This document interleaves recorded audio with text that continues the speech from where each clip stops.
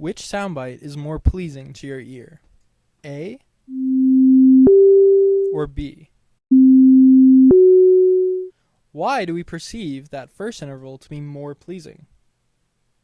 Well, a few thousand years ago, Pythagoras was studying geometry and making theorems about triangles and such when he discovered a powerful rule regarding the ratio of frequencies. Pythagoras found that two strings, one half the length of the other, sounded pleasing to the ear. This ratio of 2 to 1 that the strings formed created an octave. Another simple ratio, 3 to 2, formed what we now call a perfect fifth, the pleasant tone that you heard at the beginning of this video.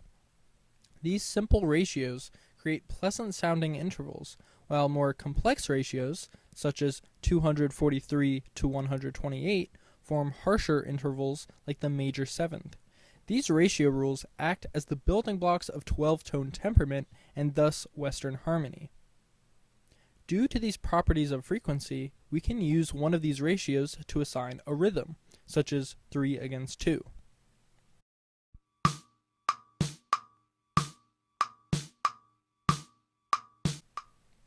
As we speed up this rhythm, activity in the right supramarginal gyrus associated with rhythm decreases, as activation of the left supramarginal gyrus associated with pitch and language ramps up.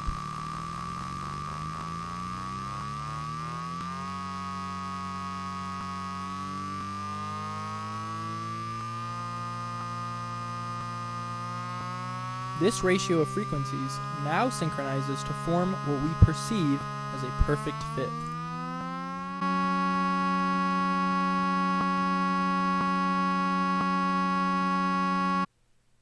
So, the simpler the ratio of frequencies, the more pleasing it sounds to the human ear. But why?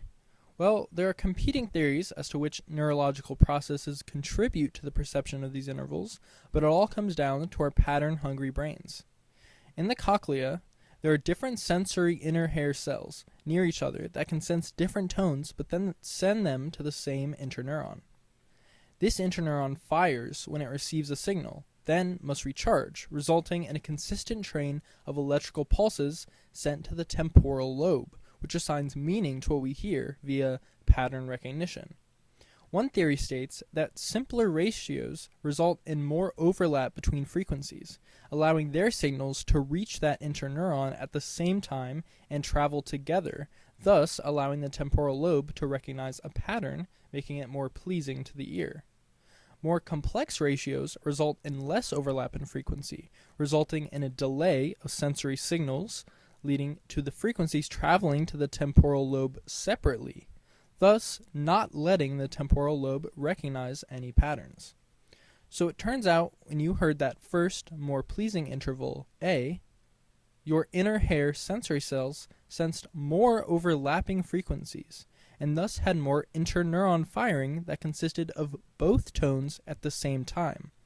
The two tones of that second, more unsettling interval hit that interneuron at different times, depriving our brains of the pattern that we love.